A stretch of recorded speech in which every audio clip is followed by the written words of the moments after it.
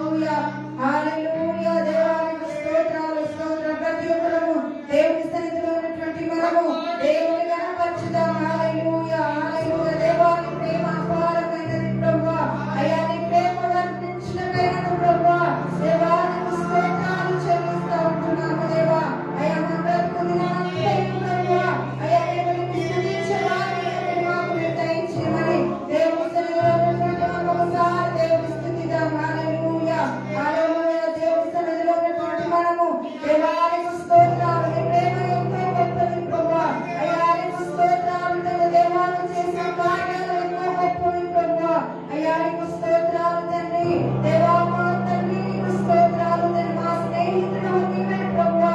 అయ్యా నీకు వందనాలు తండ్రి. మా యొక్క అయ్యా నీకు స్తోత్ర తల్లిగా తండ్రిగా ఉన్నటువంటి దేవుడు నీవే అని దేవా నీ సన్నిధిలో మేము అడుగుచుంటున్నాం. దేవా నీకు వందనాలు. దేవా నీ వైపు చూడడానికి మీరు సహాయం చేయండి. దేవుని సన్నిధిలో ఉన్నటువంటి మనం ఒకసారి దేవుని వైపు చూస్తూ దేవుని వైపు మన రెండు హస్తాలను దేవుని వైపు చాపి దేవుని కనపరచుదాం. హల్లెలూయా హల్లెలూయా. దేవా నీకు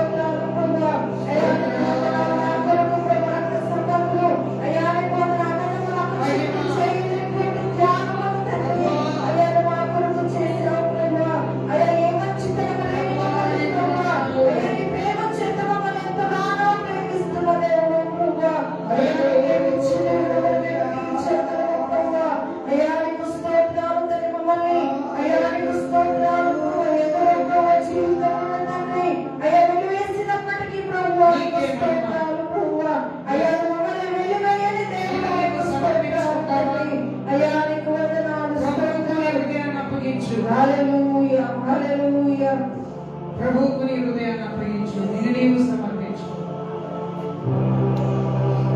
thank you Jesus. Jesus, hallelujah. Father mighty Lord, hallelujah. Holy spirit, hallelujah. Fill the holy spirit, hallelujah. తండ్రి ప్రార్థన పూర్వకంగా మనలను మన దేవునికి సమర్పించు. ముందుకు వెళ్దాం, ప్రార్థిద్దాం.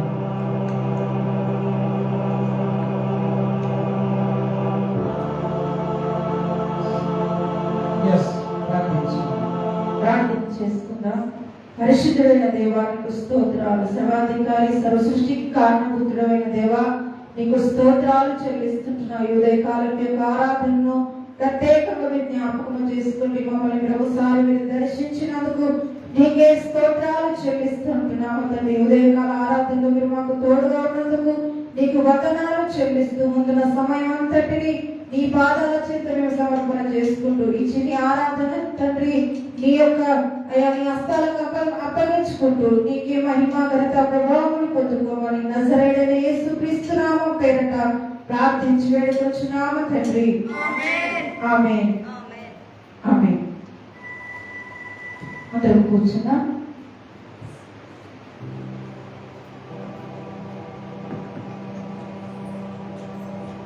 అందరం కూడా కూర్చున్నాం. దేవునికి స్తోత్రం చెప్తాం అందరం. హల్లెలూయా. బైబిల్ చెప్తుంది, ఎక్కడ ఇద్దరు ముగ్గురు నా నామమున కూడి ఉందురో వారి మధ్యలో నేను ఉంటానని ప్రభు మనకు సెలవిచ్చాడు. కాబట్టి ఆయన మాటను బట్టి ప్రభు మనము మన మధ్యలో ఉన్నాడని విశ్వాసంతో నమ్ముదాం. ఈ సమయం అందున మరి దేవునికి అర్పణలను మనము సమర్పణ చేద్దాం. సమర్పణ పాటగా దేవుని సన్నిధిలో ఒక పాట పాడుతుండగా దేవునికి కానుకలను మనము సమర్పించుకుందాం. మరి ఎవరైనా ఒకరు వచ్చి పాట పాడాలని ప్రభు పేరిట మనం చేస్తున్నాం. ఒక పాట పాడుతుండగా దేవునికి సమర్పిద్దాం. దేవుని నామానికి స్తోత్రం కలుగునుగాక. హల్లెలూయా.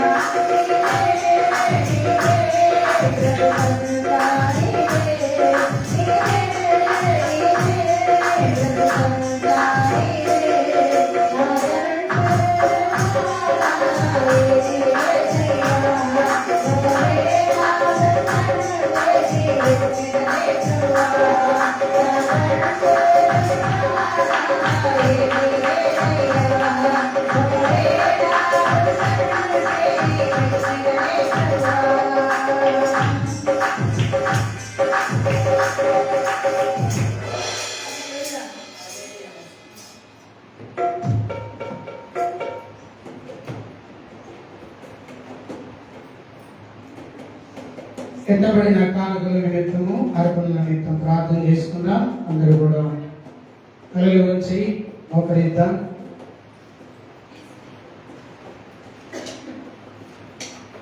సర్వాధికారమైనటువంటి మా తండ్రి, ఈ శ్రేష్టమైన దివ్యమైన నీ నామానికి లెక్కింపలేని స్తోత్రాలు స్తుతులు చెల్లిస్తున్నాం. కృపా సత్య సంపూర్ణుడా, దేవా, మా కష్టార్జితములో నుండి ఆయన మేమందరము కలిసి నీకు సమర్పించినటువంటి ఒక అర్పణలను నాయనా నీవు అంగీకరించమని నేను అడుగుతున్నాం. నాయనా నీకు స్తోత్రాలు. ఈ అర్పణలన్నిటినీ కూడా మీరు అంగీకరించి నీ కృప కలిగినటువంటి హస్తముల క్రింద నాయనా మమ్మల్ని ఆశీర్వదించమని, నీ కృపను బలపరచమని, నీకే మహిమయు ఘనతయు ప్రభావము మీకు సమర్పిస్తూ జరగబోతున్నటువంటి దైవ వాక్యములో దేవుని యొక్క సన్నిధి మాకు తోడు నుంచి మాతో మీరు మాట్లాడమని యేసయ్య నామం పేరిట ప్రార్థించి అడిగి వేడుకొనుచున్నాము తండ్రి. ఆమేన్. ఆమేన్.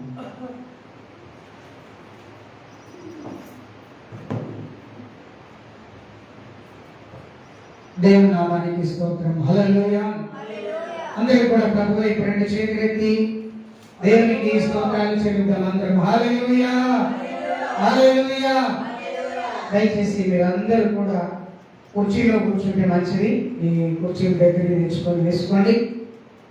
దయచేసి వేసుకోండి. ఒకవేళ కుర్చీలో కూర్చోవడం మీకు ఇబ్బందిగా ఉంటే కింద కూర్చోవచ్చు. దేవునికి స్తోత్రం. దేవుడు మన సంఘాన్ని ప్రేమించి ఒక మంచి నాయకుడి ద్వారా మనకు చక్కని కుర్చీలను టేబుల్స్ ఇచ్చాడు. దేవునికి స్తోత్రం. హల్లెలూయా. దేవునికి మహిమ. ఈ సమయంలో మరి దేవుని యొక్క వాక్యమును మరి ధ్యానం చేసుకుందాం. దైవలేఖనం చాలా ప్రాముఖ్యమైనది కనుక మరి ఈ వాక్యమును ధ్యానించడానికి మనలను మనకు సిద్ధపరచుకోవాలి. దేవుని వాక్యంలోకి వెళ్తున్నప్పుడు దేవునికి స్తోత్రం, మనతో దేవుడు మాట్లాడాలని, మనతో దేవుడు మాట్లాడాలని విశ్వాసంతో మనం నమ్మాలి. ప్రభు మనతో మాట్లాడుతున్నాడని మనం నమ్మినప్పుడు ప్రభు మాటలు మన హృదయానికి అందించబడతాయి. ఆమేన్. హల్లెలూయా. చాలాసార్లు మనము దేవుడు నాతో మాట్లాడతాడా అనేటువంటి ఆలోచనతో వచ్చి దేవుని మాటలు మనం వినకుండా ఉంటాం. కొన్నిసార్లు నిజమే, దేవుడు మనతో మాట్లాడతాడు అనడానికి మనము ఆయన మాటల వైపు మనం చెవియొగ్గి ఉంటే తప్పకుండా నీతో నాతో దేవుడు మాట్లాడతాడు. ఆమేన్. హల్లెలూయా. దేవునికి స్తోత్రం. దేవుని యొక్క వాక్యంలోనికి మన గ్రంథం, పరిశుద్ధ గ్రంథం నుండి దేవుని యొక్క లేఖనాన్ని మనం చదువుకుందాం.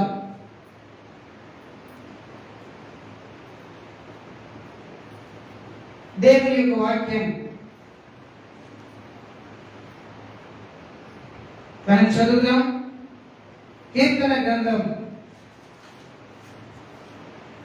128వ కీర్తన. అందరు కూడా బైబిల్ గ్రంథాన్ని తెరుచుకోండి. 128వ కీర్తన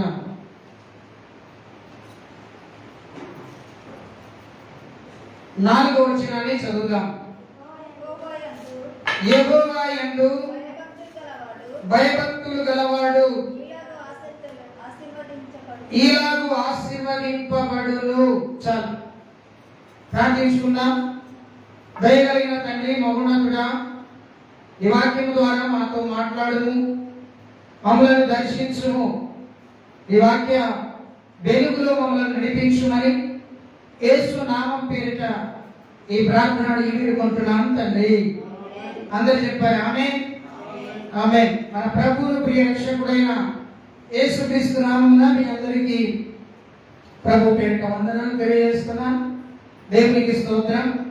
ఈ సమయమందున దైవ లేఖనం 128వ కీర్తన భాగం 4వ వచనాన్ని మనం అక్కడ చదువుతున్నాం.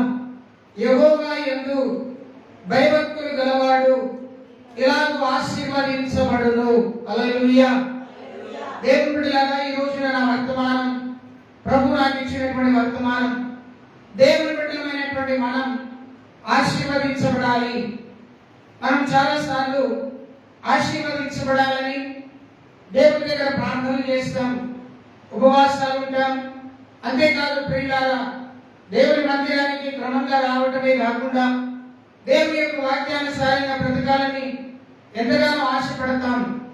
కానీ దేవుని బిడ్డలమైనటువంటి మనము మన జీవితాల్లో దైవికమైన ఆశీర్వాదాన్ని పొందుకోవాలంటే, దైవికమైనటువంటి ఆశీర్వాదం మన కుటుంబంలో కానీ, మన జీవితంలో కానీ, మన శరీరంలో కానీ, మన సంపదలో కానీ, మన ఆస్తిలో కానీ, మన పంటలో కానీ, మనకున్న సమస్తమంతటిలో దైవికమైనటువంటి ఆశీర్వాదం కలిగి ఉండాలి అని ఆశపడటంలో తప్పేమీ లేదు. కానీ దేవుడు మనల్ని ఆశీర్వదించాలంటే, దేవుని ఆశీర్వాదము ఒక మనుషుడు పొందుకోవడానికి, ఒక వ్యక్తి పొందుకోవడానికి ఆ మనుషుడికి ఉన్నటువంటి అడ్డుబండలు ఏమిటో మనం తెలుసుకోవాలి. హల్లెలూయా. ఈ రోజున నా వర్తమానం అంశం ఏంటో తెలుసండి? దేవునికి స్తోత్రం. ఆశీర్వాదానికి ఉన్నటువంటి అడ్డుబండలు ఏమిటి? దేవునికి స్తోత్రం. ప్రతి ఒక్కరు కూడా ఆశీర్వదించబడతారు. ప్రతి ఒక్కరిని కూడా దేవుడు ఆశీర్వదిస్తాడు. ఆయన గరీబు వ్యక్తి అయినా, ధనవంతుడైనా, ఏమి ఉన్నవాడైనా లేనివాడైనా ప్రతి ఒక్కరిని ప్రభు ఆశీర్వదిస్తాడు. మంచిదే. కానీ ఆ ఆశీర్వాదం పొందడానికి, ఆశీర్వాదం పొందుకోవడానికి నీకున్న అడ్డుబండలు ఏమిటి? కదండి. కొన్నిసార్లు మనం ఎన్నిసార్లు ప్రార్థించినా ప్రభు నన్ను ఆశీర్వదిస్తలేడే, ప్రభు నన్ను దీవిస్తలేడే, ప్రభు నాకు మేలు చేయటం లేదే, ప్రభు నన్ను ఉన్నతమైన స్థానంలో నిలపటం లేదే అని చాలాసార్లు నీవు బాధపడిన వ్యక్తిగా నీవు ఉన్నావు. అయితే ఈ రోజున నీ గురించే ప్రభు మాట్లాడుతున్నాడు. ఏమన్నా తెలుసా? నీవు దేవుని దగ్గర నుండి ఆశీర్వాదం పొందకపోవడానికి, లేకపోతే ఆశీర్వాదాన్ని దేవుడు నీకు ఇస్తూ ఉండినప్పుడు ఆశీర్వాదాన్ని నీవు అనుభవించకపోవడానికి నీకు ఉన్నటువంటి ఆటంకములు కానీ, అడ్డుబండలు కానీ ఏమిటో నీవు తెలుసుకోవాలి. హల్లెలూయా. బైబిల్ గ్రంథంలో ఒక 5 విషయాలను ఈరోజు మీకు జ్ఞాపకం చేయాలని ఆశపడుతున్నాను. ఆశీర్వాదానికి ఉన్నటువంటి అడ్డుబండలు. మొట్టమొదటిగా బైబిల్ గ్రంథం చెప్తా ఉన్నది. చూడండి, సామెతల గ్రంథం 28వ అధ్యాయం ఒకసారి మనం చూద్దాం. 28వ అధ్యాయము దైవ లేఖనాన్ని మనం ఒకసారి చదువుకుందాం. సామెతల గ్రంథం 28వ అధ్యాయం 11వ వచనం దైవ లేఖనం ఇలా రాయబడి ఉన్నది. అతిక్రమములు దాచిపెట్టువాడు వర్ధిల్లడు, వాటిని ఒప్పుకొని విడిచిపెట్టినటువంటి వాడు దేవుని కనికరాన్ని పొందుతాడు. ఇక్కడ భక్తుడైనటువంటి సొలొమోను అనేటువంటి మహాజ్ఞాని, ఈ జ్ఞానవంతుడు దేవుని దగ్గర ప్రార్థన పూర్వకంగా ఈ లేఖనాలను జ్ఞాపకం చేస్తున్నాడు. మనకు ఏమని జ్ఞాపకం చేస్తున్నాడు? అతిక్రమములను దాచిపెట్టువాడు వర్ధిల్లడు. వర్ధిల్లాలని అందరికీ ఆశనే, దీవించబడాలని అందరికీ ఆశనే. నీవు దీవించబడకపోవడానికి మొట్టమొదటి ఆటంకం ఏంటో తెలుసా? నీ అతిక్రమములు అనగా నీ పాపములు. ఏంటండి? పాపములు. బైబిల్ గ్రంథం చెప్తుంది, భూమి మీద నీతిమంతుడు ఒక్కడు కూడా లేడు. సమస్త మానవాళి పాపముతోనే నింపబడి ఉన్నారు. మరి పాపము మనుషుడి జీవితంలో బహు భయంకరమైనది. పాపము చేయడాన్ని బట్టి ఆనాడు ఆదాము అవ్వలు ఏదైనా తోట నుండి వెళ్ళగొట్టబడ్డారు. పాపము అనేది మనుషుడి జీవితంలోనికి వచ్చుట వలన మనుషుడి జీవితంలో పాపం ఉండటాన్ని బట్టి దేవుని ఆశీర్వాదాన్ని పొందుకోలేకపోతున్నాడు. ప్రియులారా, పాపము ఏం చేస్తుందో తెలుసండి? పాపము వలన వచ్చేటువంటి లాభాలు ఏంటో తెలుసా? ఏదైనా మనం పని చేస్తే దాని లాభం కొరకు ఆశపడతాం కదండి. ఒక వ్యక్తి వ్యవసాయం చేసి పంట వేస్తే ఆయన 10,000 ఖర్చు పెడితే పంట వచ్చే సమయానికి ఒక 50,000 లాభం రావాలని ఆశపడతారు. ఒక మనుషుడి జీవితంలో పాపము అనేది ఎప్పుడైతే వస్తుందో ఆ పాపం వలన అనేక రకరకాలైనటువంటి లాభాలు ఉన్నాయి. ఆ లాభం ఏంటో తెలుసా? మొట్టమొదటి లాభం, పాపము వలన వచ్చేటువంటి లాభం శిక్ష వస్తుంది మనుషుడికి. బైబిల్ చెప్తుంది, రోమపత్రిక 5వ అధ్యాయం 16వ వచనంలో రాయబడినది, మనుషుడు చేసిన పాపమును బట్టేట మనుషుడికి శిక్ష వస్తుందట. చూడండి, శిక్షావిధి కలుగుటకు మనుషుడు పాపాన్ని చేస్తున్నాడు. అసలు పాపం అంటే ఏంటి? పాపం అంటే ఏంటి? పాపము అనగా దైవ లేఖనం చెప్తా ఉంది, దేవుని యొక్క ఆజ్ఞను అతిక్రమించడమే పాపం. ఆజ్ఞ అతిక్రమము మనుషుడి జీవితానికి పాపమును కలగజేస్తుంది.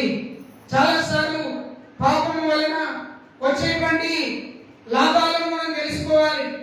పాపం వలన మనం ఎంత నష్టపోతామో, ఎంత ఇబ్బంది పడతామో, పాపం వలన దేవునికి ఎంత దూరమవుతామనే సంగతిని మనం తెలుసుకోవడం చాలా ప్రాముఖ్యమైనది. హల్లెలూయా. చూడండి, దేవుడు పాపం వలన దేవుని మహిమకు మనం దూరం అవుతాం. దేవుని మహిమకు దూరం అవుతాం. రోమీయులకు రాసిన పత్రికలో దేవుని వాక్యం చదివితే 3వ అధ్యాయం 23వ వచనంలో ఇలా రాయబడి ఉన్నది, ఏ భేదం లేదు, అందరూ పాపము చేసి దేవుడు అనుగ్రహించు మహిమను పొందలేక పోవచ్చున్నారు. అంటే దాని అర్థం దేవుని మహిమకు దూరమైపోతారు పాపము చేయడం వలన. ఏ మనుషుడు కూడా పాపము చేయకుండా ఉండడానికి ప్రయాసపడటం లేదండి. ప్రతి ఒక్కరు పుట్టినది మొదలుకొని మరణ పడకలో ఉన్నటువంటి ప్రతి మనుషుడు పాపము ద్వారానే, పాపపు ఆలోచనలతోనే కూరుకుపోతా ఉన్నాడు. పాపము యొక్క తలంపులతోనే కూరుకుపోతా ఉన్నాడు. పాపము యొక్క ఆలోచనలలో పడి పాపమును చురుకుంటూ పాపమును ఈడుతా ఉన్నాడు. అయితే పిల్లారా, దేవుని బిడ్డలమైనటువంటి మన జీవితాల్లో దేవుడిచ్చే ఆశీర్వాదాన్ని నీవు పొందలేకపోవడానికి మొట్టమొదటి కారణం పాపం. పాపం పాపం ఏం చేస్తుందో తెలుసా? దేవుని మహిమకు దూరం చేస్తుంది. పాపం ఏం చేస్తుందో తెలుసా? దేవునికి దూరము చేసి దేవుని సన్నిధి నుండి నీవు త్రోసివేస్తుంది.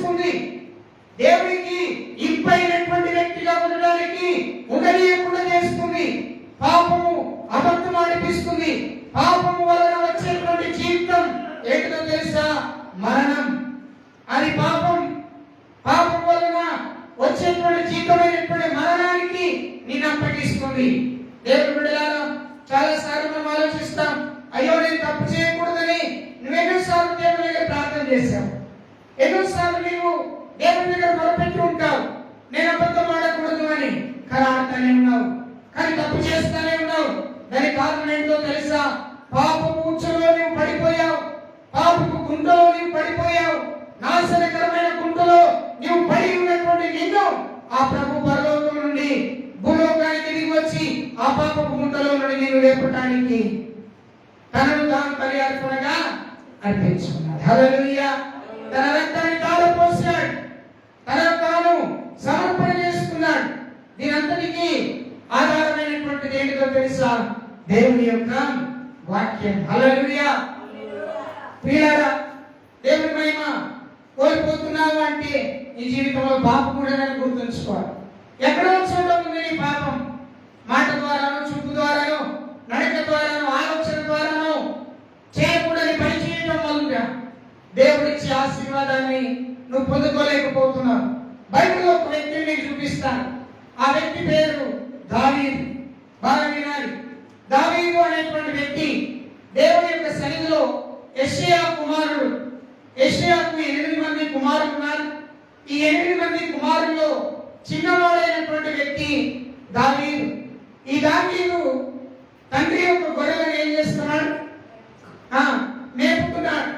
తండ్రి గొర్రెలను కాయటానికి ప్రతిరోజు కూడా అరణ్యములకు వెళ్ళి ఆ గొర్రెలను మేపుకొని తన తండ్రి గొర్రెలను తీసుకొని వచ్చి చాలా భద్రంగా చూసుకుంటున్నాడు.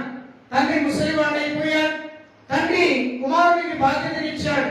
కుమారుడా, ఇదిగో నా గొర్రెలు ఉన్నాయి, నా గొర్రెలను నువ్వు మేపు అని అన్నాడు. Praise the Lord. హల్లెలూయా.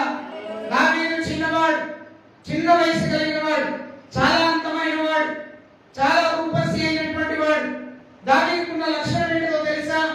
ఎల్లప్పుడూ దేవుణ్ణి స్తుతించేవాడు, ఎల్లప్పుడూ దేవుణ్ణి స్తుతించేవాడు. దావీదుకు ఆ దేవునికి స్తోత్రం, స్తుతించడం అంటే ఎంతో ఇష్టం. దేవుని స్తుతించడం అంటే ఎంతో ఇష్టం. ఆ స్తుతించేటువంటి వ్యక్తి దగ్గర ఒక 10 దంతుల సితార అనేది ఉన్నది. ఆ స్తుతించడాన్ని బట్టి దావీదు ఎన్నో గొప్ప కార్యాలను ఆయన జీవితంలో చూశాడు. చూడండి ప్రియులారా, దేవుని బిడ్డలమైన మన జీవితాల్లో ఇక్కడ మనం ఒక విషయాన్ని గుర్తుంచుకోవాలి. ఈ దావీదును, గొర్రెల కాపరిగా ఉన్నటువంటి దావీదును దేవుడు ఒక దినమున రాజుగా చేశాడు. ఏం చేశాడండి? రాజుగా చేశాడు. ఇశ్రాయేలు ప్రజలకు రాజుగా పరిపాలించడానికి సౌలు రాజుగా ఉన్నప్పుడు సౌలును తీసివేసి దేవుడు దావీదును రాజుగా చేయాలని సమూయేలు ప్రవక్త ద్వారా దేవుడు మాట్లాడి సమూయేలుని యెషయా దగ్గరికి పంపించి యెషయా కుమారులలో ఉన్నటువంటి కుమారుడైన దావీదును దేవుడు అభిషేకించి ఇశ్రాయేలీయుల ప్రజలకు ఏం చేశాడు? రాజుగా చేశాడు. దేవునికి స్తోత్రం. హల్లెలూయా. గొర్రెల కాపరిగా ఉన్న వ్యక్తిని దేవుడు రాజుగా చేశాడు. బాగా గమనించాలి, బాగా గమనించాలి. ఇక్కడ రాజుగా ఉన్నప్పుడు రాజుకు ఏమైనా కొదువు ఉంటుందండి? ఏది కొదువు ఉండదు. రాజ్యమును పరిపాలించడానికి అమ్మలారా, అయ్యలారా జాగ్రత్తగా వినండి. రాజుగా చేశాడు. రాజ్యమును పరిపాలించడానికి దేవుడు అతన్ని ఆశీర్వదించాడు, దేవుడు అతన్ని దీవించాడు. అయితే ఒకానొక దినమున దావీదు యొక్క మనస్సు, దావీదు యొక్క హృదయం పాపము వైపు మళ్లించబడింది. పాపపు ఆలోచన, పాపపు యొక్క తలంపు, పాపపు యొక్క ఉద్దేశం, పాపపు యొక్క నిర్ణయాలకు ఆయన మనస్సు దారి తీసింది. చూడండి, గొర్రె కాపరిగా ఉన్నటువంటి వ్యక్తిని దేవుడు రాజ్యానికి రాజుగా చేశాడు. ఎంత అద్భుతం కదండి. దేవునికి స్తోత్రం. మన ఇంటి పక్క వారు ఎవరైనా చిన్న వయసు నుండి చదువుతూ మంచి చదువులో ఉండి ఒక మంచి గవర్నమెంట్ ఉద్యోగం వచ్చింది అనుకోండి, ఆ వ్యక్తిని చూసినప్పుడు మనకేమనిపిస్తుంది? ఎంతో ఆనందం అనిపిస్తుంది. అబ్బా, పిల్లోడు అంటే ఇలా ఉండాలిరా, కుమారుడు అంటే ఇలా ఉండాలి, కుమార్తె అంటే ఇలా ఉండాలి, చక్కగా చదివింది, చక్కగా చదువుకున్నాడు, మంచి ఉద్యోగాన్ని సంపాదించాడు, తల్లిదండ్రులకు ఒక మంచి పేరుని తీసుకొచ్చాడు అనేటువంటి విధంగా ఉంటుంది. అలాగే దావీదు జీవితంలో ఒక భయంకరమైనటువంటి సంఘటన వచ్చింది. చూడండి, బైబిల్ గ్రంథంలో ఒకసారి చూద్దాం. సమూయేలు రాసినటువంటి గ్రంథం, దేవుని యొక్క వాక్యం చదువుదాం. సమూయేలు 2వ గ్రంథం 11వ అధ్యాయం 1వ వచనాన్ని ఒకసారి మనం చదువుదాం. 1వ వచనం, 2వ వచనం. దేవునికి స్తోత్రం. మొదటి మాట నేను చెప్తున్నాను, ఆశీర్వాదమునకు ఉన్నటువంటి అడ్డంకులు పాపం. మొదటిది పాపము దావీదు జీవితంలోకి వచ్చింది. చదువుదామా? వసంత కాలమున రాజులు యుద్ధమునకు బయలుదేరు సమయమున దావీదు యోవాబు అతని వారిని ఇశ్రాయేలునందరినీ పంపగా వారు అమోనీయులను సంహరించి రబ్బా పట్టణమును ముట్టడి వేసిరి. అయితే దావీదు యెరూషలేమునందు నిలిచెను. ఒకానొక దినమున పొద్దుగుంకు వేళ దావీదు పడక మీద నుండి లేచి రాజనగరి మిద్ద మీద నడుచుచు పై నుండి చూచుచుండగా స్నానం చేయి ఒక స్త్రీ కనబడెను. ఆమె బహు సౌందర్యవతి అయి ఉండుట చూచి దావీదు దాని సమాచారము తెలుసుకొనుటకై ఒక దూతను పంపెను. అతడు వచ్చి ఆమె ఎలియాము కుమార్తెయు ఇత్తీయుడకు యూరియాకు భార్యనై బెత్షెబా అని తెలియజేయగా దావీదు దూతల చేత ఆమెను పిలువనంపింపెను. ఆమె అతని యొద్దకు రాగా అతడు ఆమెతో శయనించెను. కలిగిన అపవిత్రతను పోగొట్టుకొని ఆమె తన ఇంటికి మరలా వచ్చెను. దేవునికి స్తోత్రం. హల్లెలూయా. చేతులున్న వారందరూ, రెడీ చేతులు స్వరం ఉన్న వారందరూ చెప్పాలి. అందరూ హల్లెలూయా. ప్రియమైనటువంటి దేవుని సంగమా, దావీదు మహారాజు అయ్యాడు. ఇశ్రాయేలు ప్రజలకు రాజుగా నియమించబడ్డాడు. అమోనీయులకు ఇశ్రాయేలు ప్రజలకు యుద్ధం జరుగుతున్నది. రబ్బా అనే పట్టణంలో యుద్ధం జరుగుతుంది. యుద్ధంలో ఉండవలసినటువంటి రాజు ఎక్కడున్నాడండి? యెరూషలేములో, అనగా తన ఇంటిలో ఉన్నాడు. దావీదు మంచి జ్ఞానవంతుడు, మంచి ప్రార్థనాపరుడు, మంచి విశ్వాసం కలిగిన వాడు. అయితే యుద్ధంలో ఉండవలసిన రాజు ఇంటిలో ఉన్నాడు. యుద్ధం అక్కడ జరుగుతున్నది, రాజు ఇంటిలో ఉన్నాడు. అది ఎండాకాలం. ఆ ఎండాకాలంలో ఏం చేశాడో తెలుసండి? రాజు చక్కగా మధ్యాహ్నం వేళ భోజనం చేసి నిద్రపోయాడు. సాయంకాలం పొద్దుగుంకే సమయంలో లేచి ఏం చేశాడు? ఒక మిద్ద మీదకి ఎక్కి అటు ఇటు తిరుగుతున్నాడు. అటు ఇటు నడుచుకుంటూ వెళ్తూ ఉంటే ఏం కనపడిందో తెలుసా? ఆ మిద్ద మీద నుండి కిందికి చూడగానే ఒక సహోదరి, ఒక స్త్రీ తాను స్నానం చేయట ఈ దావీదుకి ఏం కనబడింది? స్నానం చేయబడుతున్నటువంటి ఒక స్త్రీ కనబడింది. బాగా గమనించాలి, బాగా మీరు అర్థం చేసుకోవాలి. మనుషుడి జీవితంలో పాపము ఏ స్థితికి తీసుకెళ్తుంది, పాపము ఎక్కడికి తీసుకెళ్తుందో ఈ రోజు మీరు గుర్తుంచుకోవాలి. దావీదు ఆ స్నానం చేస్తున్న ఆ స్త్రీని చూచి వెంటనే తన దగ్గర ఉన్న పనివారిని పిలిచి, అరే అబ్బాయి రండి అని పిలిచి ఆ పనివారితో చెప్తున్నాడు, ఇదిగో ఆ క్రింద కనబడుతున్నటువంటి స్త్రీ ఎవరో మీరు వెళ్ళి తెలుసుకొని రండి అన్నాడు. వెళ్ళాడు. ఆ భటుడు, ఆ సైనికుడు, ఆ పనివాడు వెళ్ళి ఆమె ఎవరు ఏంటిదో అని తెలుసుకొని వచ్చి వర్తమానం చెప్తున్నాడు. రాజా, నేను వెళ్ళి చూసుకొచ్చినటువంటి అమ్మాయి పేరు బెత్షెబా. దేవునికి స్తోత్రం. హల్లెలూయా. అమ్మాయి పేరేంటిది? బత్షెబా. చెప్పాలి మీరందరూ, బత్షెబా. ఆ అమ్మాయి ఎవరో కాదండి. ఆ అమ్మాయి మన యుద్ధంలో సైన్యంలో ఉన్నటువంటి సైన్య అధికారి యొక్క భార్య. ఆ సైన్యాధికారి పేరు ఊరియా. ఈ ఊరియా అనేటువంటి ఆయన భార్యనండి అని చెప్పగానే ఓకే అని ఆలోచించాడు. ఆలోచించి ఏమన్నాడు తెలుసా? మరి ఒక పరివారాన్ని పిలిచి మీరు వెళ్ళి ఆమె నా యుద్ధకు తీసుకొని రండి. బాగా వినాలి. ఆమె నా యుద్ధకు తీసుకొని రండి అనగానే సైనికులు భటులు వెళ్ళి ఆమెను తీసుకొని వచ్చారు. ఆమెను తీసుకొని వచ్చి ఆ రాజు అయినటువంటి దావీదు ముందు నిలబెట్టి ఎక్కడి వారు అక్కడ వెళ్ళిపోయారు. ఆమెను తీసుకొని వెళ్ళి దావీదు ఏం చేశాడు తెలుసా?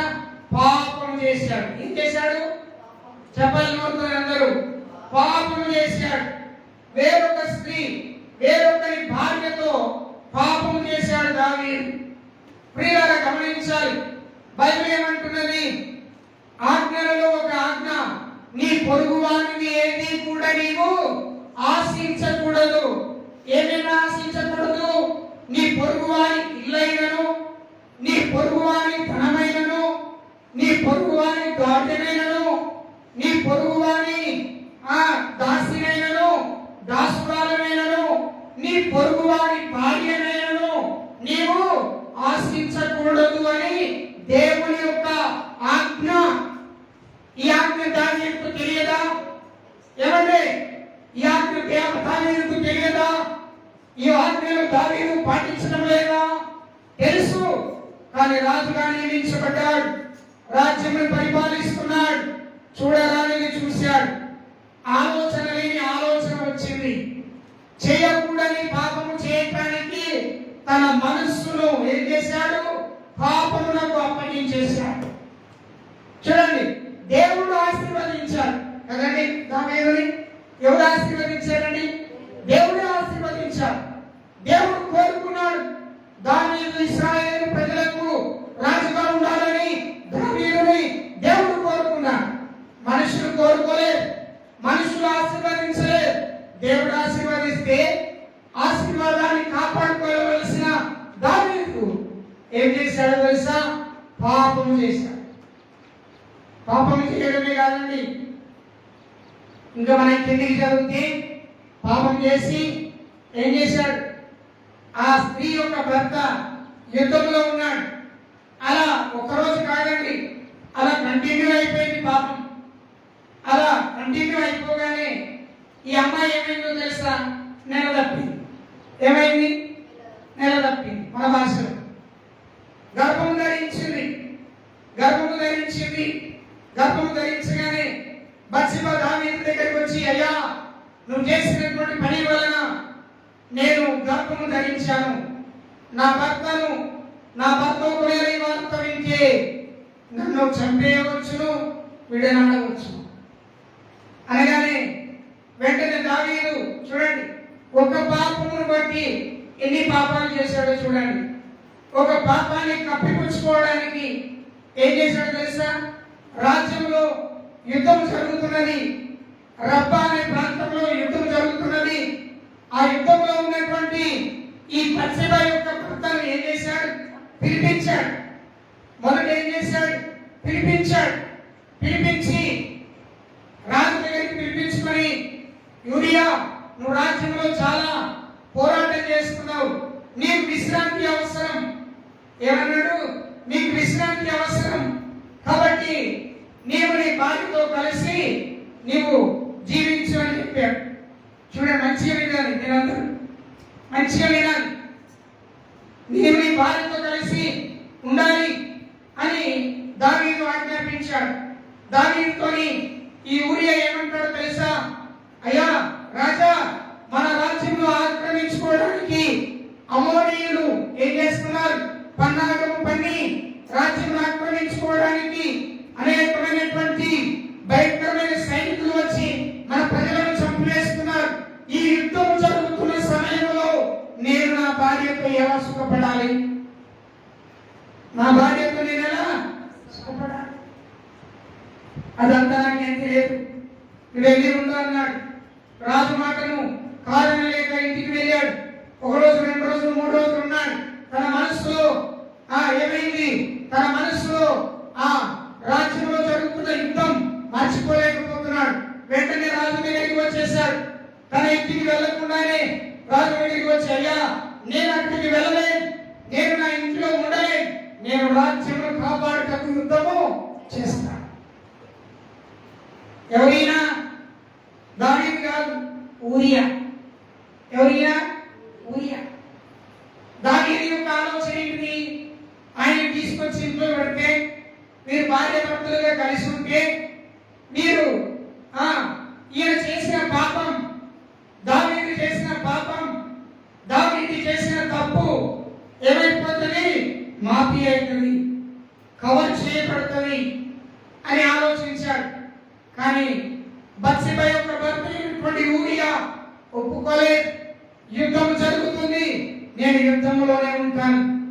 సరే, యుద్ధ సైనికుల నుంచి ఏం చేశాడు? యుద్ధంలోకి పంపించేశాడు. స్తోత్రం చెప్పాలి అందరూ కూడా. హల్లెలూయా. ఒక పాపము వెనకాల ఎన్ని పాపాలు చేస్తున్నాడు దావీదు. బాగా గమనించాలి. మనం కూడా చాలాసార్లు అబద్ధం ఆడతాం.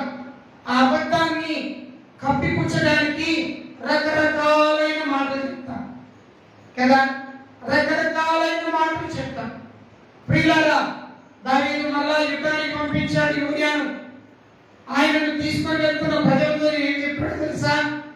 యుద్ధం జరుగుతున్న సమయంలో అందరికంటే ముందుగా ఈ యూరియాని నిలబెట్టండి,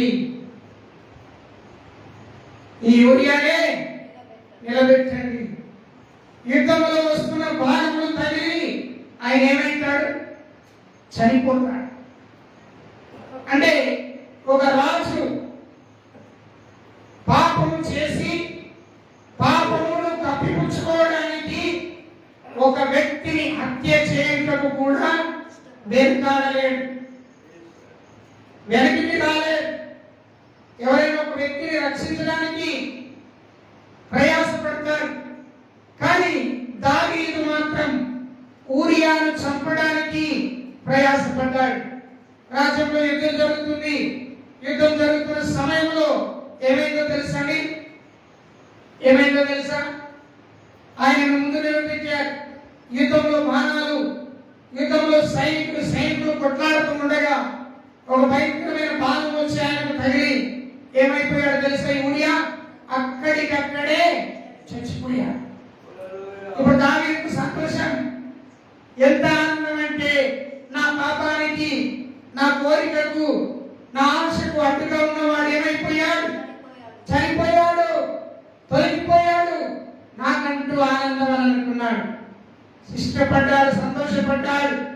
చివరికి ఆమె ఏం చేశాడు తెలుసా?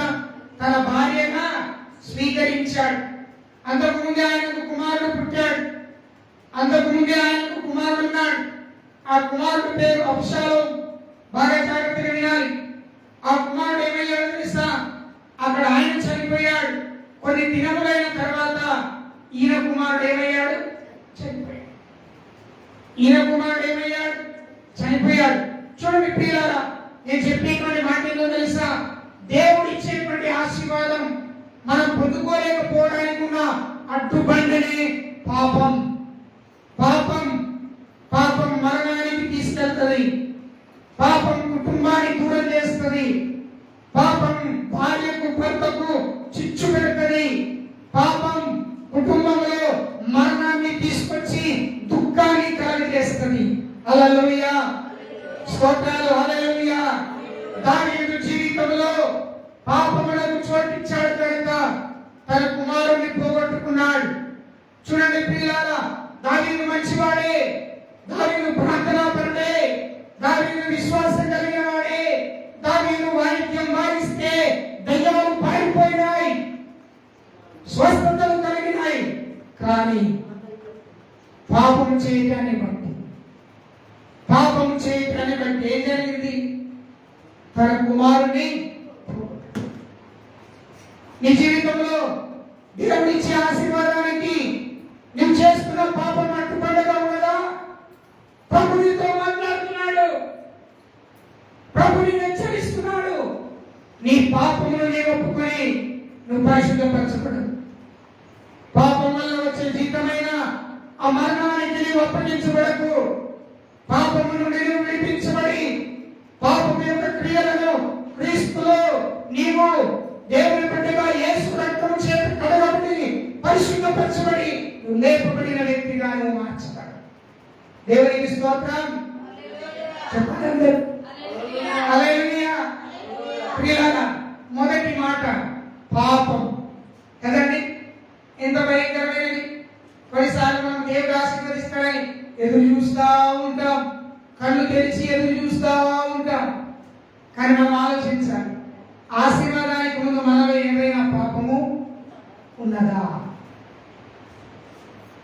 Can you ask your life your question? ఒకసారి నువ్వు ఆలోచించి నీ జీవితంలో ఒకసారి ప్రశ్నించుకో.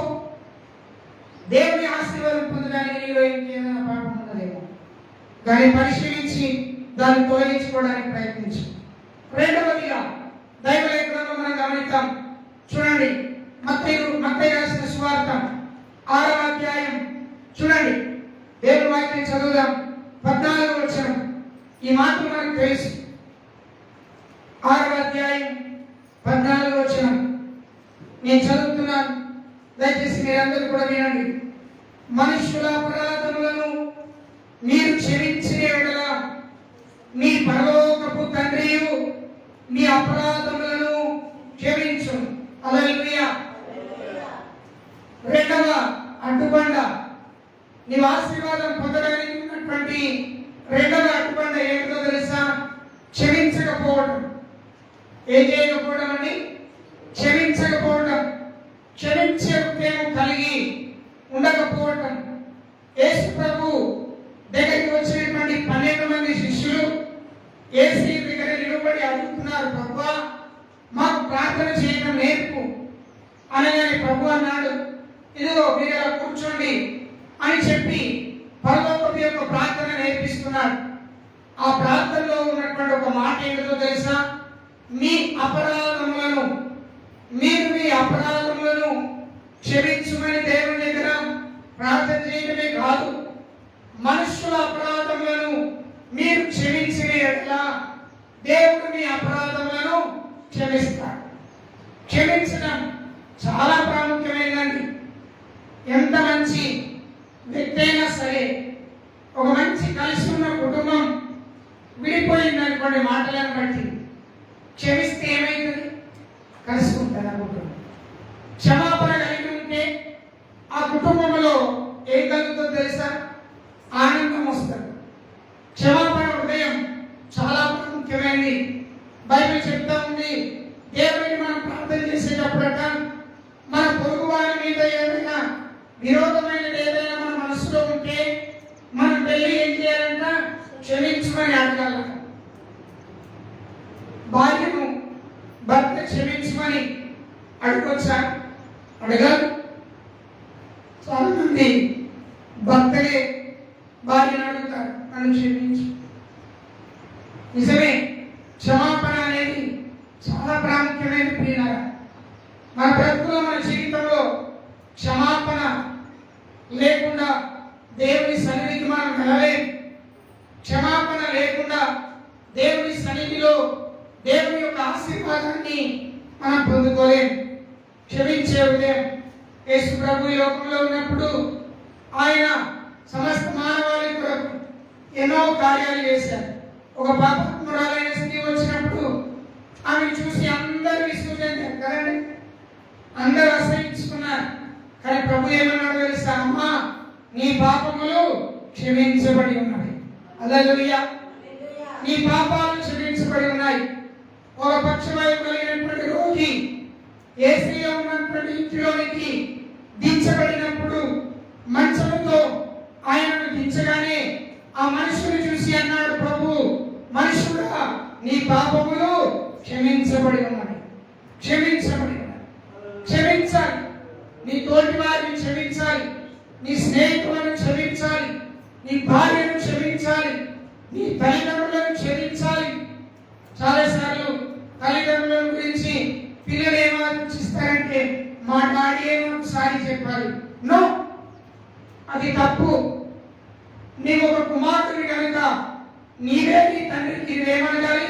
క్షమాపణ అడగాలి. నీవే నీ తండ్రికి ఏమడగాలి?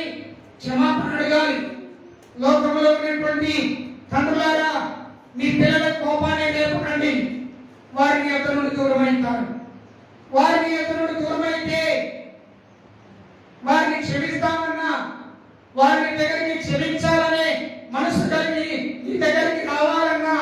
వారు ఇష్టపడరు. కనుక దేవుని సేవకుడిగా మీకు జ్ఞాపకం చేస్తున్నా, మన జీవితంలో క్షమించే హృదయం ఉండాలి. క్షమించని హృదయం మనలో ఉన్నదంటే మనలో విషం ఉన్నదని అర్థం. ఏమున్నదని అర్థం అమ్మా? విషం. మన మాటలో విషం ఉన్నట్టే, మన చూపులో విషం ఉన్నట్టే, మనం చేస్తున్న పనిలో కూడా విషం ఉన్నట్టే.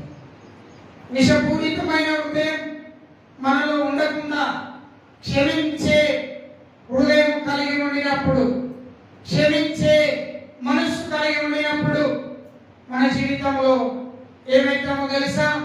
దేవుని ఆశీర్వాదాన్ని పొందుకోగలుగుతాం. స్తోత్రం, హల్లెలూయా. బైబిల్లో మీ అందరికీ తెలుసు, తప్పిపోయిన కుమారుడు. అందరి మాటలు చెప్తారు కానీ నేనేం చెప్తాను తెలుసా?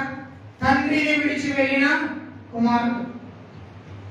తండ్రిని విడిచి వెళ్ళిన కుమారుడు, చిన్న కుమారుడు తండ్రిని విడిచి ఏమైపోయాడు? వెళ్ళిపోయాడు. లోకములో ఉన్న ఆశలను, కోరికలను నెరవేర్చుకునే కొరకు తన తండ్రి దగ్గర ఆస్తిని పంచుకొని దుర్వ్యాపారం చేయడానికి దూరదేశం వెళ్ళిపోయాడు. అన్నీ అయిపోయిన తర్వాత తన తండ్రి చెప్పిన మాటలు గుర్తుకొచ్చినాయి. నిజమే, కొన్నిసార్లు మన తల్లిదండ్రులు మనకు దూరమైనప్పుడు వారు మనకు గుర్తుకొస్తారు. వారి మాటలు మనకు గుర్తుకొస్తాయి. దేవుని బిడ్డలారా, ఈ కుమారుడు కూడా తన తండ్రిని విడిచి వెళ్ళిపోయాడు. తండ్రి విడిపించుకోలేదు, తండ్రి దూరం చేసుకోలేదు, తండ్రిని కుమారుడే విడిచి వెళ్ళాడు. చాలా మంది తండ్రులు కుమారులను దూరం చేసుకుంటారు, కొడుకులను దూరం చేసుకుంటారు. అదంత మంచిది కాదు. ఎందుకో తెలుసా? బైబిల్లో ఎక్కడ కూడా కుమారుడు దూరమైనట్టే ఉంది కానీ తండ్రి దూరం చేసుకున్న వ్యక్తి కుమారుడుగా బైబిల్లో ఎక్కడ కూడా లేదు. చూడండి, వాక్యములు ఈ కుమారుడి గురించి మనం చదివితే లూకా సువార్తలో ఒకసారి చూడండి. లూకా సువార్త 15వ అధ్యాయం మనం అక్కడ చదివితే తండ్రిని విడిచి వెళ్ళినటువంటి కుమారుడు ఏమని దేవుని మీద ప్రార్థన చేస్తున్నాడు? 18వ వచనం.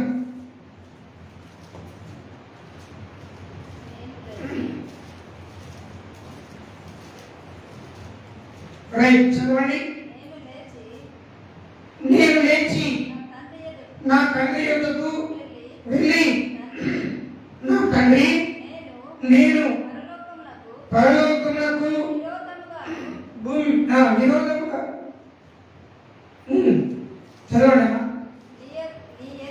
నీ ఎదుట నేను పాపం చేశాను, ఇక మీదట నీ కుమారుడిని అనిపించుకోవడానికి యోగ్యుడు కాను. నన్ను నీ కూలి వారితో ఒకరిగా పెట్టుకోనమని అతనితో చెప్పుతున్ననుకొని లేచి తండ్రి యొద్దకు వెళ్ళాడు. ఇక్కడ మీరు గమనించాలి, క్షమించని హృదయం ఆశీర్వాదానికి ఆటంకం. దేవుడు బిడ్డలారా, నువ్వు క్షమించే హృదయం కలిగి ఉండాలి. తండ్రిని విడిచి వెళ్ళినటువంటి చిన్న కుమారుడు దుర్వ్యాపారం చేశాడు, పాపం చేశాడు, స్నేహితులతో జలసాలాడాడు, అన్నిటిని వదిలిపెట్టుకున్నాడు, అందరినీ వదిలిపెట్టుకున్నాడు, తన ఇష్టానుసారంగా జీవించాడు. చివరికి పందులు తినే పుట్టు కూడా తినలేని పరిస్థితి ఏర్పడింది. అప్పుడు జ్ఞాపకం వచ్చాడు తండ్రి. వాస్తవానికి ఇక్కడ గమనించాలి, తండ్రి దగ్గర నుండి కుమారుడు దూరమయ్యాడు కానీ తండ్రి దూరం చేసుకోలేదు కుమారుడు. దేవుడు కూడా అంతే. దేవుడు నీకు తండ్రి, దేవుడు నీకు తల్లి. నేను దూరం చేసుకోవాలని దేవుడు చిత్తం కాదు, నువ్వు దూరంగా ఉండాలని దేవుడి యొక్క ఉద్దేశం కాదు. దేవుడి ఉద్దేశం ఏంటో తెలుసా? నా కుమారుడు నా దగ్గరే ఉండాలి అని, నా కుమార్తె నా దగ్గరే ఉండాలి అని దేవుడి ఉద్దేశం. కానీ ఈ లోకంలో ఉన్న తల్లిదండ్రులైన వారు నాకు కుమారుడు అక్కర్లేదు, నాకు కుమారుడు అక్కర్లేదు, నాకెవరు అక్కర్లేదు అని ఎందుకు మాట్లాడతారో తెలుసా? వారికి దేవుని యొక్క వాక్యం యొక్క మర్మం వారికి తెలియదు. ఇక్కడ చిన్న కుమారుడి విషయంలో కుమారుడు వెళ్ళిపోయాడు. కుమారుడే జ్ఞాపకం చేసుకుంటున్నాడు, నేను పాపం చేశాను, నేను తప్పు చేశాను, నేను క్షమించమని నా తండ్రి దగ్గరికి వెళ్ళి అడుగుతాను. చూడండి ప్రియులారా, క్షమించమని అడిగినప్పుడు ఎదుటి వ్యక్తి నేను క్షమించమని అన్నప్పుడు ఇది ఏం చేయాలి? క్షమించాలి. వాదించకూడదు, హేళన చేయకూడదు, గతాన్ని తవ్వకూడదు, గతాన్ని ఆలోచన చేయకూడదు. క్షమించే హృదయం నీలో ఉండినప్పుడు, క్షమించే మనస్సు నీలో ఉండినప్పుడు దేవుని యొక్క ఆశీర్వాదం నీ దగ్గరికి డైరెక్ట్ గా వస్తుంది. హల్లెలూయా. ఈ రోజులో ఎంతో మంది క్షమించమని అడిగినా క్షమించేవారు లేరు కదండి. క్షమించమని అడిగినా క్షమించమని అడిగే వ్యక్తులు లేరు, క్షమించే వ్యక్తులు కూడా లేరు. లోకం అలా అయిపోయింది. లోకంలో జీవిస్తున్న బిడ్డలారా, దేవుని సంఘంలో ఉన్న బిడ్డలారా, దేవుని ఆశీర్వాదాన్ని పొందడానికి రెండవ అడ్డుపండు ఏంటో తెలుసా? క్షమించకపోవడం. నీ భార్యను, నీ పిల్లలను క్షమించాలి, నీ తల్లిని తండ్రిని క్షమించాలి. కొన్నిసార్లు పిల్లల ఎడల కఠినంగా ప్రవర్తిస్తే పిల్లలు మీ గురించి ఏమనుకుంటారో తెలుసా? మా డాడీ మమ్మీ ఇలాంటి వాడిని, మా డాడీ మమ్మీ మా తల్లి తండ్రి మమ్మల్ని ఎప్పుడు ఇలాగే అంటారు. నీకు తెలుసా బైబిల్ ఏమంటుంది తెలుసా? గద్దింపు లేకుండా ఆశీర్వాదం మీకు రాదు. గద్దింపు లేకుండా ఆశీర్వాదం మీకు రాదు. తండ్రి తన పిల్లలకు బిత్తెము వాడకుండా కుమారుడు సరైన మార్గంలో నడవడు. అలాగే దేవుడు కూడా కొన్నిసార్లు మనకు బిత్తెం వాడతాడు, కొన్నిసార్లు మనకు గద్దిస్తాడు. సేవకుడి ద్వారా నిన్ను గద్దిస్తాడు, దాసురాలి ద్వారా నిన్ను గద్దిస్తాడు. అప్పుడు నువ్వేం చేయాలి తెలుసా? నిజమే, దేవుడు నన్ను గద్దిస్తున్నాడు అని చెప్పి నువ్వేం చేయాలి? దేవుని దగ్గర క్షమాపణ కలిగిన హృదయం కలిగిన వ్యక్తివై దేవునికి నీవు ప్రార్థన చేయాలి. స్తోత్రం. హల్లెలూయా. చెప్పాలి, రెండు చేతులు ఎత్తి హల్లెలూయా. అర్థమవుతుందా? దేవునికి స్తోత్రం. మూడవ అడ్డుబండ, దేవునికి మహిమ. మూడవ అడ్డుబండ బైబిల్ తెరవండి, చూద్దాం. సామెతల గ్రంథం 6వ అధ్యాయం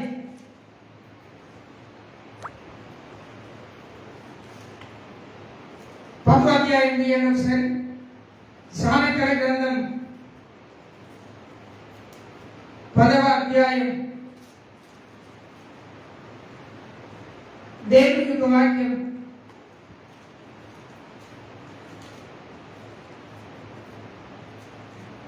చదువుదాం. 10వ అధ్యాయము, లేకపోతే సామెతల గ్రంథం 6వ అధ్యాయం 6వ వచనం తీయండి ఒకసారి. 6వ అధ్యాయము. ఎస్, సోమరి చీమల యొద్దకు వెళ్ళుము, వాటి నడకలు కనిపెట్టి జ్ఞానము తెచ్చుకొనుము. వాటికి న్యాయాధిపతి లేకున్నను, పై విచారణకర్త లేకున్నను, అధిపతి లేకున్నను, అవి వేసవి కాలమందు ఆహారము సిద్ధపరచుకొనును, కోతకాలమందు ధాన్యమును సమకూర్చుకొనును. దేవునికి స్తోత్రం. హల్లెలూయా. మూడవ అడ్డుబండ, దేవుని ఆశీర్వాదాన్ని పొందుకోకపోవడానికి మూడవ అడ్డుబండ. అడ్డుబండ ఏంటో తెలుసా? సోమరితనం. ఏంటిది చెప్పాలి మీరందరూ? సోమరితనం. ఈ మధ్యకాలంలో అన్ని మిషన్లు వచ్చినాయి కదండి. బట్టలు ఉతకడానికి మిషన్, ఇంతకుముందు ఏదైనా కూరలు వేయడానికి ఏం చేసేవారు? రోడ్లు వేసి దంచేవారు. ఇప్పుడు గ్రైండర్ గిర్రున దింపగానే నిమిషంలో రెడీ అయిపోయారు. ఆ మధ్యకాలంలో ఇల్లు ఊడవడానికి, తుడవడానికి, కడగడానికి చాలా కష్టపడేవారు. ఇప్పుడు అవన్నీ ఏమి లేవు, అన్ని మిషన్స్. ఇలా మిషన్ నొక్కితే ఇల్లు ఊడుస్తారు, ఇలా మిషన్ నొక్కితే ఇల్లు తుడుస్తారు. చూడండి, సుఖం ఎక్కువైపోయింది. సుఖం ఏమైంది?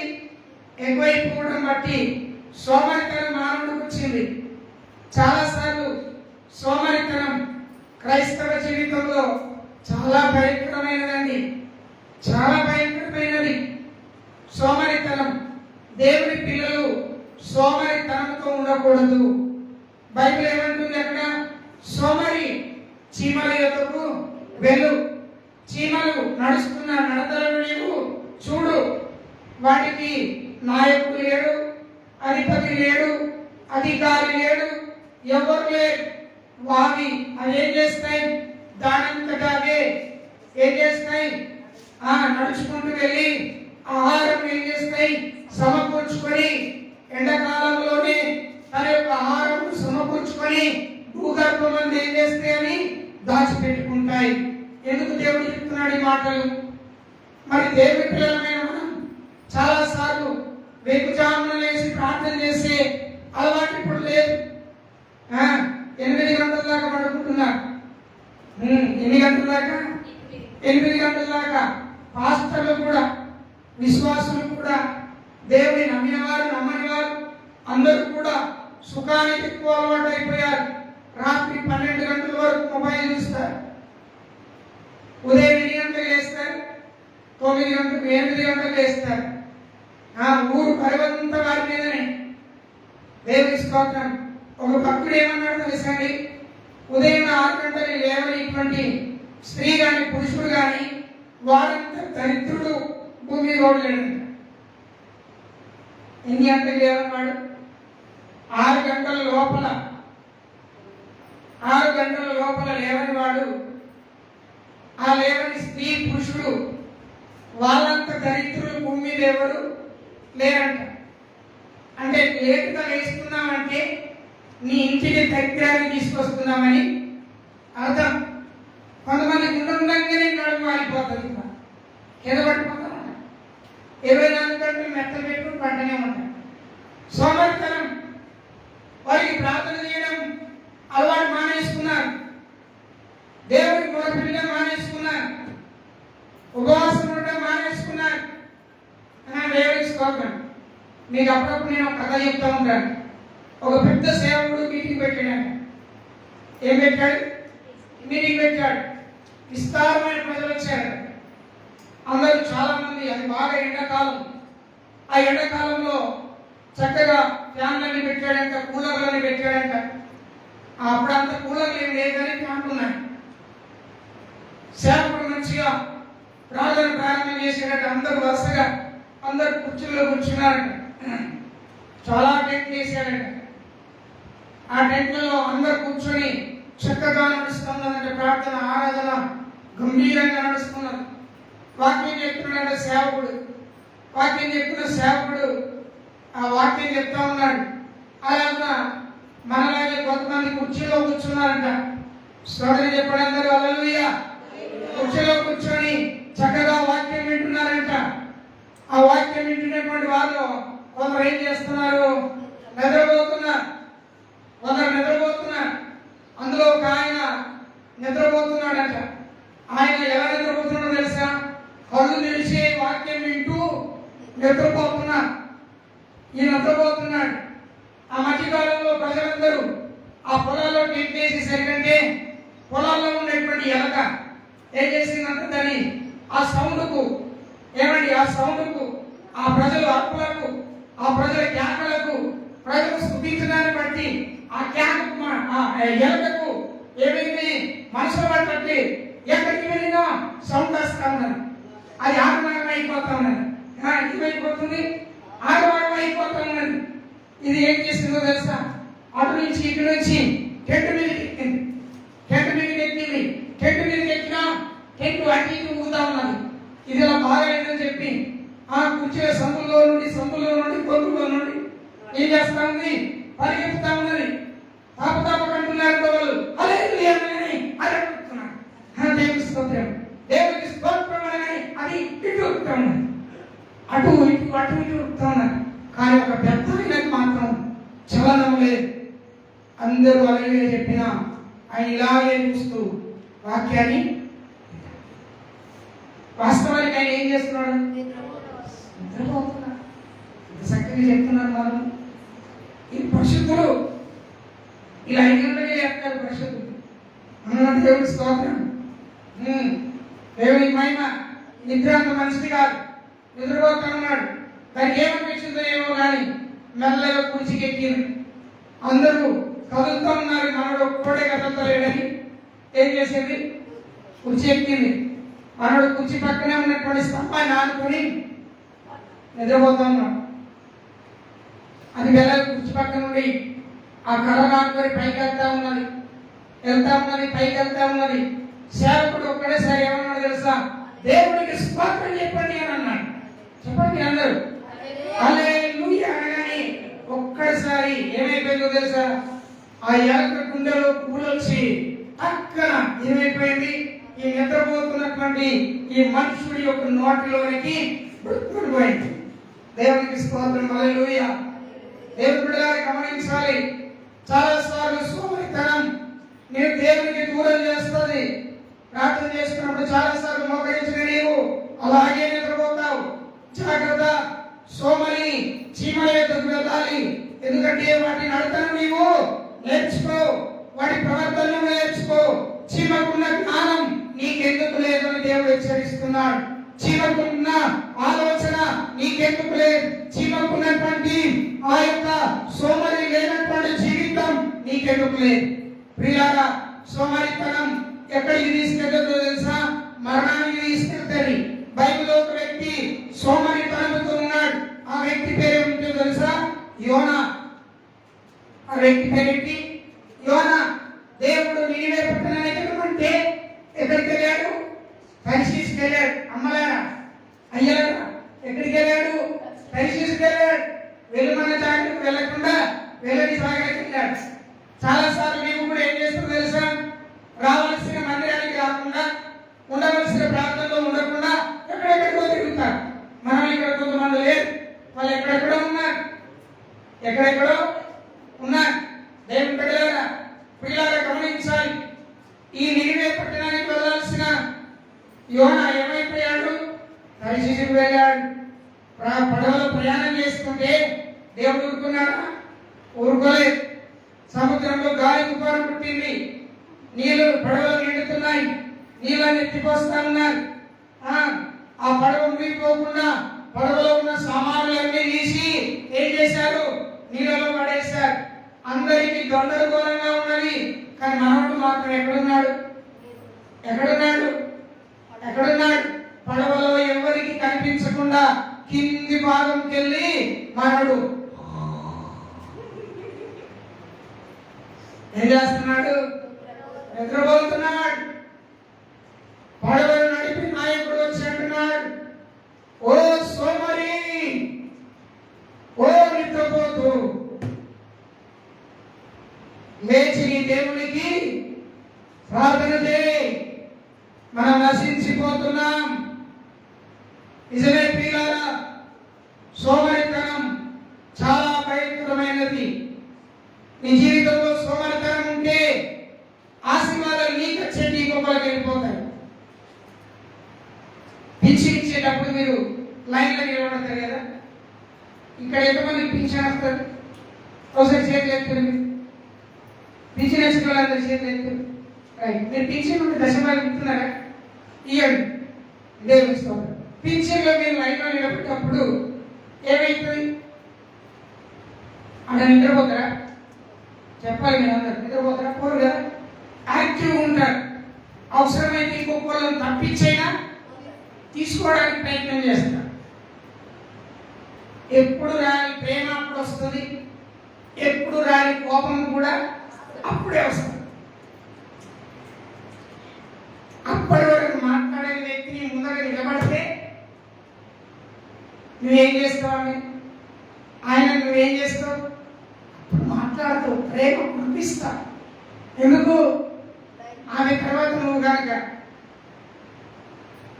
లైన్ నీది కాబట్టి. ప్రియులారా, అక్కడ లేనటువంటి సోమరితనం ప్రార్థనలో ఎందుకుంటుంది నీకు? యోనా సోమరితనంతో నిద్రపోయాడు. దేవుడి దగ్గర నుండి తప్పించుకున్నానని ఏమనుకున్నాడు? శుభ్రంగా నిద్రపోయాడు. దేవుడు ఊరుకుంటాడా? సముద్రంలో గాలి వారిని పుట్టించాడు. అలలు ఎగిసిపడుతున్నాయి. పడవ ఓడ అలా కల్లోలం అయిపోతా ఉన్నది. కిందికి కిందికి అయిపోతా ఉన్నది. తెర చిరిగిపోయింది. ఏం చేయాలి ఇప్పుడు? మరణమే మనకు ముందున్నదని భయంతో గజగజ వడిపోతా ఉన్నారు. మరణం మాత్రం శుభ్రంగా నావికుడు వచ్చి అంటున్నాడు, నిద్రపోతా, ఓయ్ నిద్రపోతా. అక్కడ ఉండదన్నమాట. ఏమంటది? ఓయ్ నిద్రపోతా, నువ్వు లేచి నీ దేవునికి ప్రార్థన చేయి. ప్రియులారా, రాత్రి కాలం నువ్వు ఎన్నిసార్లు ప్రార్థన చేస్తున్నావు? నీ ప్రార్థన చేసేటప్పుడు నీకు సోమరితనం రానియకు. సోమరితనం రానియకు. ఒక మనుషుడికి 8 గంటలు నిద్ర ఉండడం మంచిది. అంతకంటే ఎక్కువ ఉంటే వాడు సోమరి. ఆ వ్యక్తి సోమరి. కనుక ప్రియులారా, సోమరితనంతో నీవు ఉంటే దేవుని ఆశీర్వాదము నీ యొక్కకు రానే రా. కనుక ప్రియులారా, 3వ మాట చెప్పి నేను ముగిస్తున్నాను. మీరైతే వచ్చే వారం కూడా ఇంకొక 2 విషయాలు చెప్తాను. 3వ మాట ఏంటిది? సోమరితనం రాకుండా చూసుకోండి. నీ జీవితంలో సోమరితనం రాకుండా చూసుకో. దేవుని సన్నిధిలో ప్రార్థించేటప్పుడు, విశ్వాసంతో ఉండేటప్పుడు సోమరితనం రానియదు. ఇక 4వది మనం గమనిస్తే గర్వం. ఏంటండి గర్వం? చాలాసార్లు మనం ఏం చేస్తాం? గర్వపడుతూ ఉంటాం. మన బ్రతుకులో గర్వంతో ఉంటాం. చూడండి, గర్వము కూడా దేవుని ఆశీర్వాదానికి ఆటంకం. ఒక మాట మీకు చెప్పి నేను ముందుకు వెళ్తాను. చూడండి, దేవునికి స్తోత్రం. అదే సామెతల గ్రంథం 8వ అధ్యాయం 11వ వచనం ఒకసారి నేను చదువుతాను.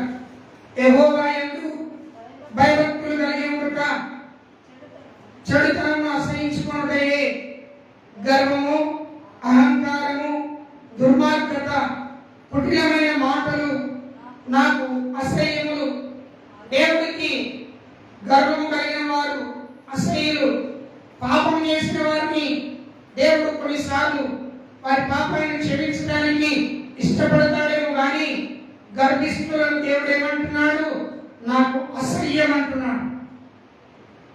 కొన్నిసార్లు దేవుడు మనకు అన్ని ఏమని గర్వపడుతూ ఉంటాం. మన దగ్గర డబ్బులు ఉండగానే గర్వపడుతూ ఉంటాం. భూమి ఉండగానే గర్వపడుతూ ఉంటాం. మిగతా మేడ భవనతులు ఉండగానే గర్వపడుతూ ఉంటాం.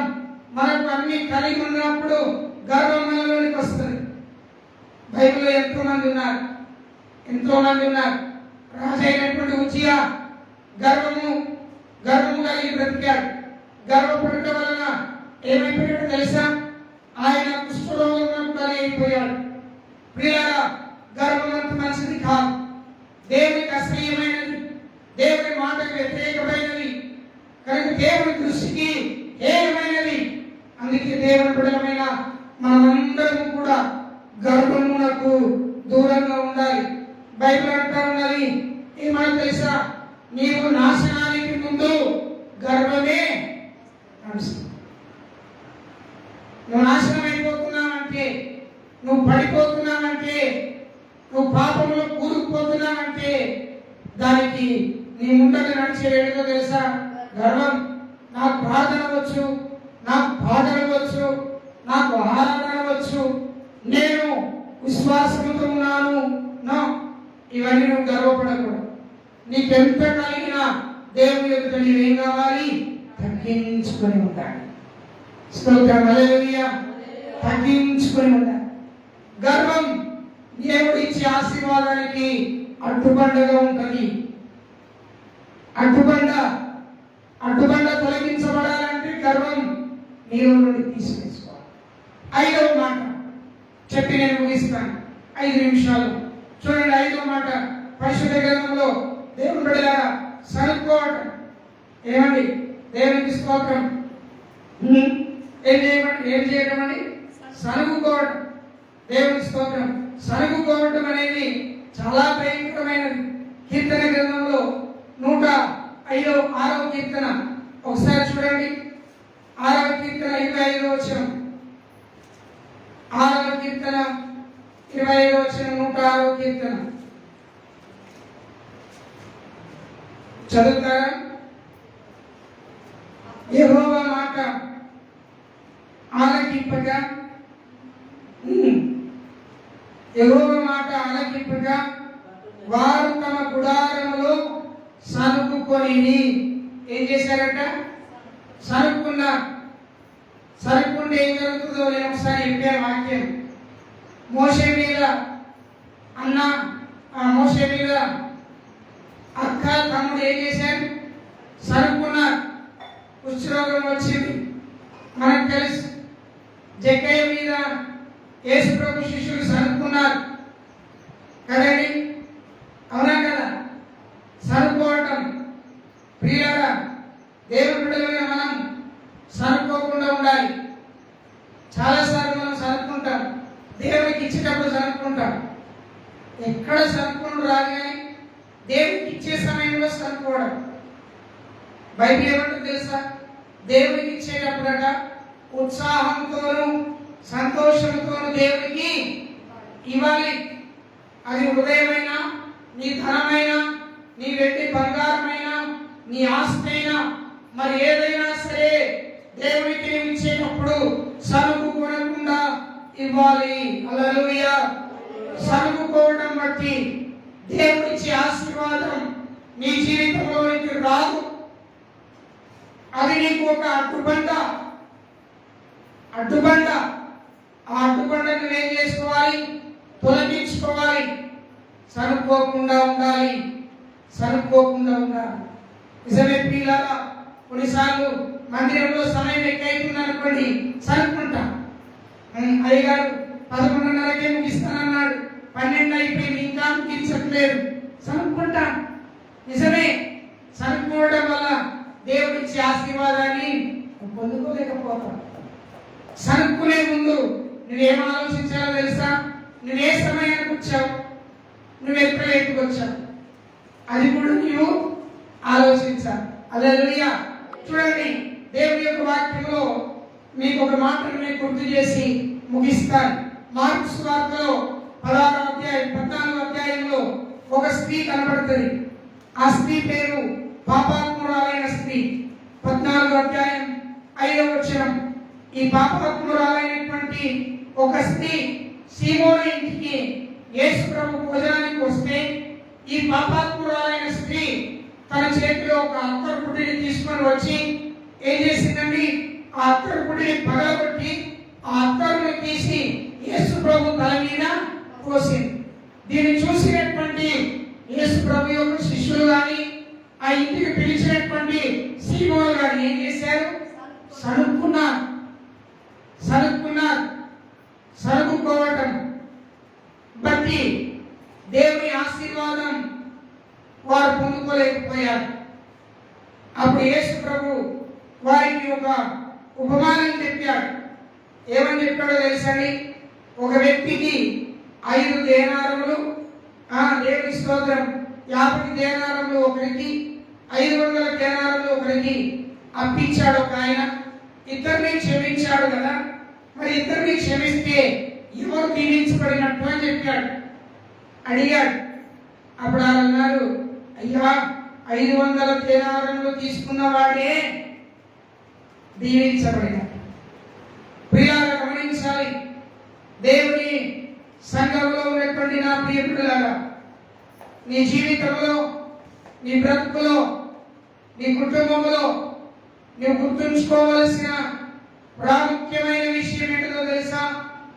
దేవుని సేవకుడిగా నీకు చెప్తున్నాను, నువ్వెవ్వరికి సనుక్కోవద్దు.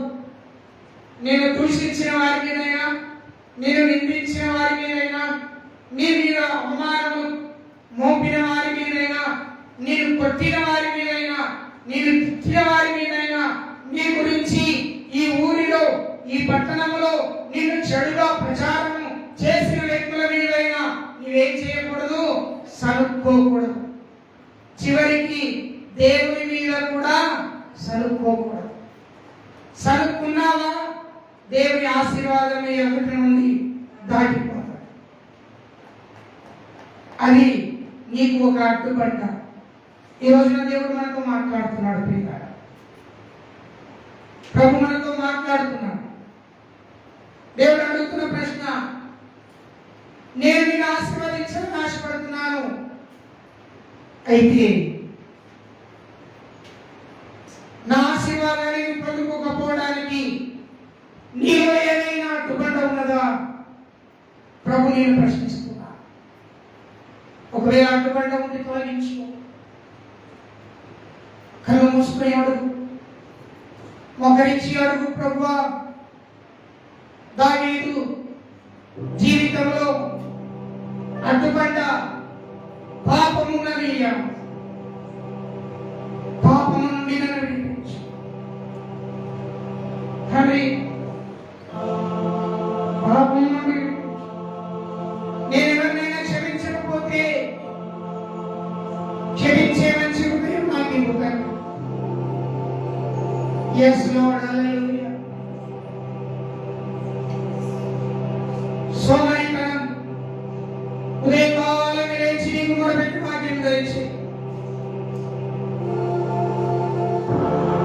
బైబిల్ చెప్తుందయ్యా, నీకు కుమ్మరించినట్టు నీ హృదయం నా యొద్ద కుమ్మరించు. వెక్కుచామున లేచి, అమ్మ, అక్క, చెల్లి, తమ్ముడా, ఎంతకాలం నేను ఇంకా సోమరివై ఉంటావు? ఎంతకాలం ఇంకా బలహీనుడుగా ఉంటావు? ఎంతకాలం ఇంకా గర్వంతో ఉంటావు? ఎంతకాలం ఇంకా అహంకారంతో ఉంటావు? ప్రభు నేను సూటిగా ప్రశ్నిస్తున్నాడు. ప్రభు నేను సూటిగా ప్రశ్నిస్తున్నాడు. నీ సోమరితనమును విడిచిపెట్టు, నీ గర్వమును విడిచిపెట్టు. క్షమించలేని హృదయములను మార్చుకో. నీ పాపములను విడిచిపెట్టు. చివరిగా దేవుడు అంటున్నాడు, నీ సనములను గురువులను విడిచిపెట్టు. బిడ్డ, ప్రభు ఆశీర్వాదం కోల్పోతున్నావు. నీవు అనుకుంటున్నావు నేను మంచిగానే ఉన్నాను అని. బాగలేవు.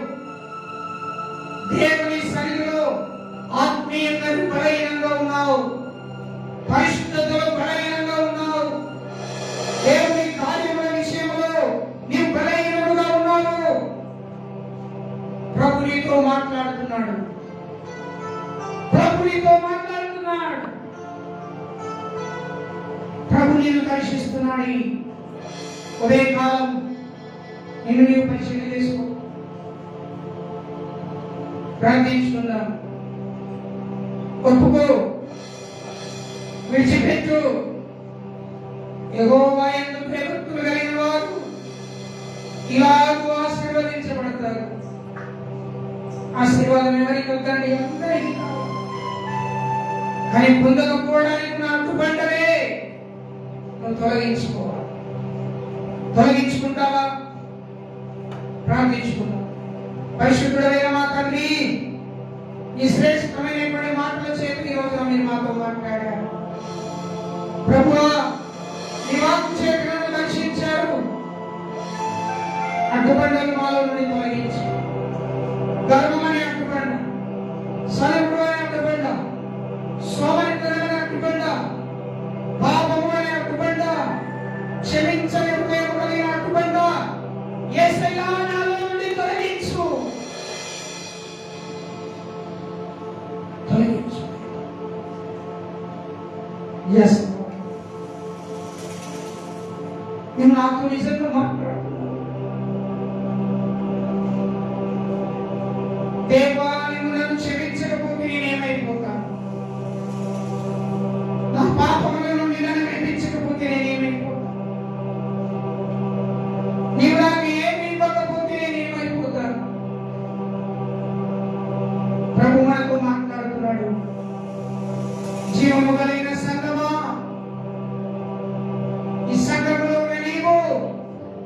నీ మనసులో హృదయాన్ని మార్చుకో. ప్రభు మీతో మాట్లాడుకో. సర్వాధికారి అయిన మా తండ్రి, ఉదయకాల సమయంలో మమ్మల్ని మేము మీకు అప్పగించుకుంటాం. మాతో మాట్లాడండి. మీ స్వరం మాకు వినిపించము. ఈ రోజున మాకు స్పష్టంగా మాతో మాట్లాడే నాలో ఏదైనా అడ్డుబండలు ఉంటే తొలగించలేవు. నన్ను మీరు జ్ఞాపకం చేసుకో. కృప చూపండి. సంఘమును మీరు జ్ఞాపకం చేసుకో. సంఘమును మీరు దీవించు. సంఘమును మీరు ఆశీర్వదించలేవు. ఆటంకాలు తొలగించు. ఆటంకాలు తొలగించు. అడ్డుబండలు తొలగించు. మీ కృపలో బలపరచు. యేసు నామమున ఈ ప్రార్థనంతటిని అడిగి వేడుకొనుచున్నాము తండ్రి. ఆమేన్. ఆమేన్. మన పరమ తండ్రి అయిన దేవుని ప్రేమ, ఆయన కుమారుడైన యేసుక్రీస్తు వారి కృప, పరిశుద్ధాత్మ యొక్క అన్యోన్య సహవాసం, సన్నిధి, కాపుదల కూడిన మనందరికీ, లోకంలోని సకల పరిశుద్ధులకు దేవుడు సదాకాలం తోడైంది నడిపించి, కాపాడి, రక్షించి తన మహిమార్గమై జీవింపచేయును గాక. ఆమేన్. యేసు రక్తమే జయం, శిలువ రక్తమే జయం. యేసు నామానికి సంపూర్ణ విజయము కలుగును గాక. ఆమేన్. ఆమేన్. అందరికీ వందనాలు. దేవుడు మిమ్మల్ని, మీ కుటుంబాలను దీవించి ఆశీర్వదించును గాక. ఆమేన్.